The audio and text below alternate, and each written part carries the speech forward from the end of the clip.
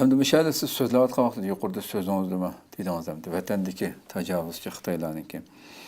Bu milletni yetəklep mağdıgan, milletnin sərkiləri boğan siyalilərimizni ya öldürüp yok qıldı ya ki türmüdə uzun müddetlik hayat ya ki ölüklükdən bilməydiğən dərəcədə nurgun siyalilərimiz var. Xitayның şu təcavüzçülükdə, şu besimində durup hem de ilgiri hem de şu halkımızın her cihetten yazmaları bilen ve ular teşkilat kurup halk namında uçuk aşkarı kılış imkaniyeti bulmagan dekin. Aşunçu ola zor şaraitlarının içinden milletimizin aşu cemiyetteki her xil meselelerini oңşaydigan yani şu siyaliler vatanın içinde. Yani bir makalesi çıkıp oğuça, bir makalesi çıkıp ikinci katımlık bir yazması ya ki kitabı çıkıp oğuça yaşla halk intizar olup durat demdi. Ama bu nemde muhaciretteki hayatımızga yotkap kelsak bilgen hamda. Muşu erkin dünyada yana hamda yuqurdaki sebeplerini oturup koyduk, teşkilatlarının içindeki meselelerini oturup koyduk. Hatta ki bir körülmenimiz bu. Abdurrahim Gani Efendim'e bir sual soraptı sizden. Muşu siyali tabiqısının ki, xulasılısam hemmisini okup uzun bir sual soraptı. Teşkilatlarının rehberlerinin onundan ümitlengen bolsa, bu siyaliyle müstakil halette, muş halkını yetekleydiğen, müstakil özü analiz kılıp, muşu diasporadaki Uygurlarının işçide muş ictimai siyasi ahvalda yüz berip atkan ahvallara qarata ciddi mülayize edip berip, avam halkını yeteklep mağdıgan siyaliler demişki yok diyerlik derecede az diyen bir sualını koyup demdi. Sizce qanday qaraysiz hamda bu meselege? Bu yıllık real bir içinişlik bir sual bu. İçinişlik sual degenim bir çağalda erkinsidik Amerika'daki erkinsidik kitabı çıktı. 3 parti mi 4 parti Uygur doktorları edi. Onun içinde hali köp sandaki Uygur doktorları var. Hali köp sanda bir neç yüz. Hazır alışımşı hem de o hazır bir sahanını alamadık da Avrupa, Amerika'da, belki Türkiye'dekini, Japonya'dekini koşkanda çetlerde bir kança ming Uygur doktorlarının bağlılığının gibi var. Ben 2017 yıl çeteli çıkandıkken aslında 2015 toncu katım çıktım, ondaki 2017 çıktım. İzcil benim kallamdaki bir mesele müşüldü. Bu vatan davası nime üçün bu doktoru yok? Nime üçün bu ilim sahasındaki adamın mutlak köpü yok?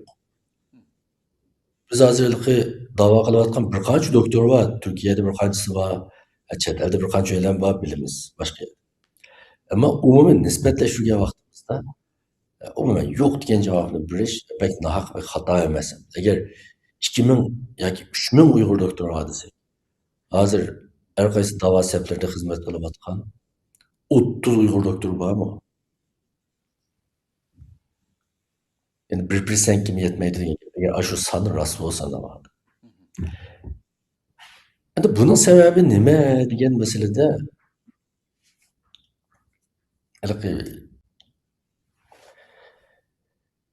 mında bir sebep buluşu mümkün. Birisi Şarkı Türkistan davasının, yani Uygurlarının Xitay'a karşı turup galibi özünün zeminini mustakil kılışıga boğan işencisi meni karşıcı biraz da fevkalade bir ümitvarlıkını talep kıldıgan bir iş. Bu fevkalade ümitvarlık deganimiz da qarmakka mesela bizgi chet ellikli mesela Türkiye'den nurgun adamlar bu dava qilib paralashgan vaqtda diqqat qilsangiz shuni oturmoqchi bo'ldi.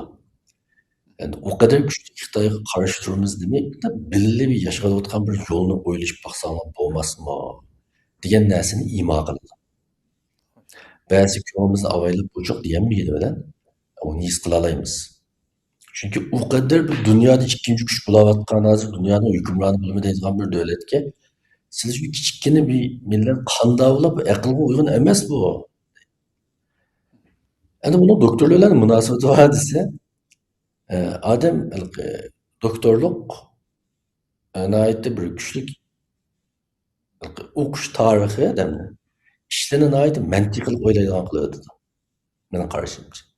Sebep neticeleri bu ishning amalga oshmasligini mantiqi nuqtasidan qarab turib, qarab bu aqmas bir yo'l bu. Biz qutlamaymiz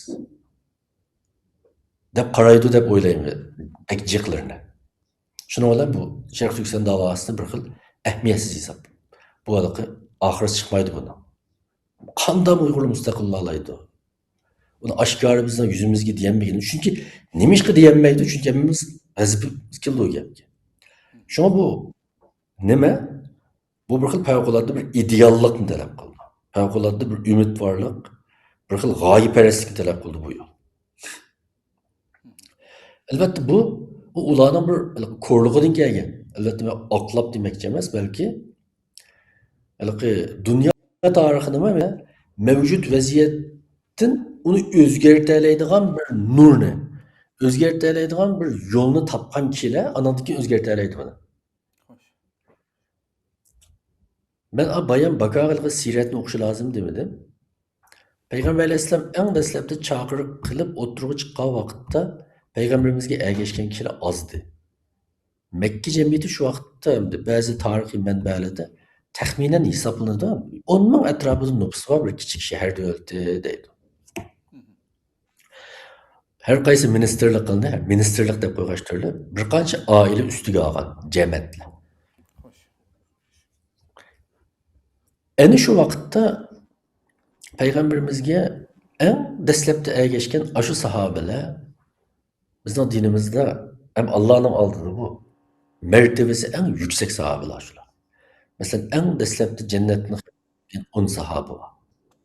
Nima uchun u o kadar muhim? Nima uchun hayot vaqtida ularning jannatga kirishini oldin bishorat berib o'tgan? Chunki u odamlar payg'ambarimizning chaqiriqi bu xuddi shu Saudiya Arabistondagi cho'lni ko'zitib turib, men mishani yop-yashil qilaman desa, o'shuni madem rost mani qila oladi, mushuning gapi rost deb ishongan odamlar. Tunji urug'ni sog'andan boshlab shuni yendi. Nima uchun Makka fath bo'lgandan keyin islomga kirgan musulmonlar bilan Badr ahlining darajasi o'xshamaydi. Chunki g'alabani ko'rgandan keyin nurg'un kishilar umidni ko'rdi, ha, mangsoq bo'ldi ekan deydi.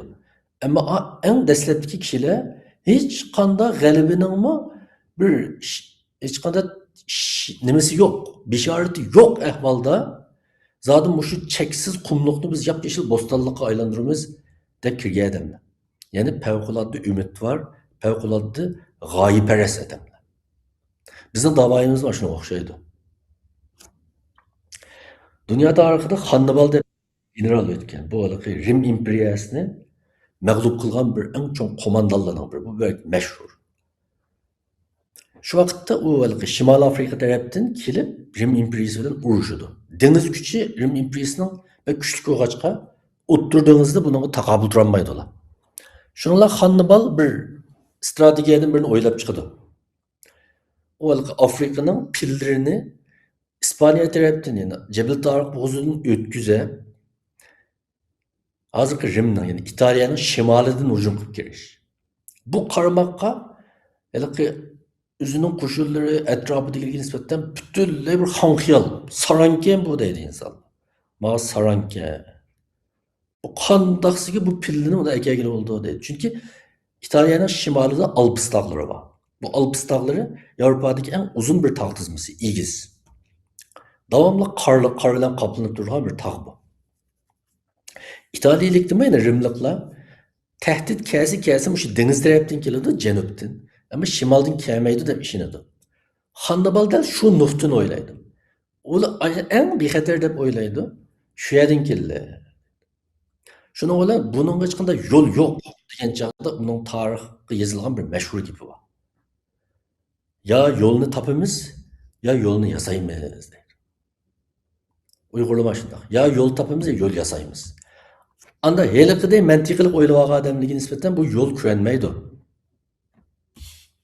Yo'l ko'rinmaydi.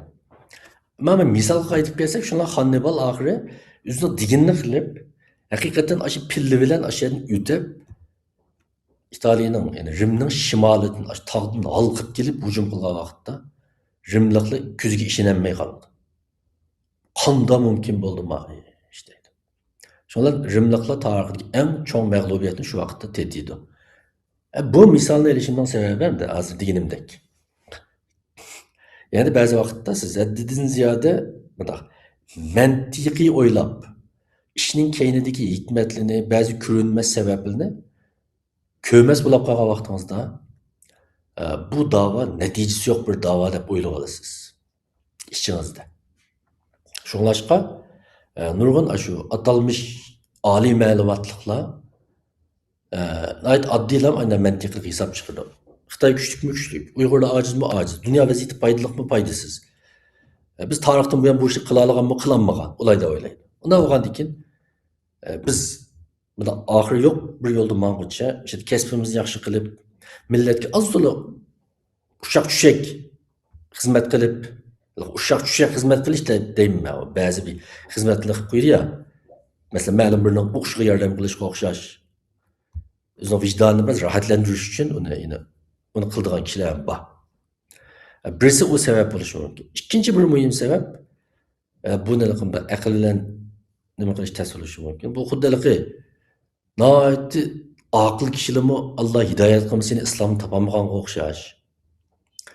Bir odamning o'qish tarixida favqulodda yuqori yoki no'julab ketishi u xil odamning qalb dunyosining echilib ketganligini bildirmaydi ekan. Endi g'aflatda qilaverdi. Bunda o'ylab boqala tarixda nurg'unlagan zolimlarning yanında nihoyat yuqori saviyalik olimlar shuni qo'lchum qo'lab ishlagan ya. Mesela man o'ylab Hitler Germaniyasida o'tgan kish 2. Dunyo urushi mezgilida shu nimaga? Shu lagerlarda shu kishilarni o'ldirgan, odamning meydini supini yasagan, zaharli gaz bilan necha million odamni o'ldirganlar mutlaq ko'pi shu doktor, shu oliy ma'lumotli odamlar shular. Shu Xudoyim hidoyat qilmasa degandek, Allah qalbini açmasa o ba'zi kishilarning uni o'qish tarixining unda olib ketishi bak bir jiq narsani ifodalamaydi.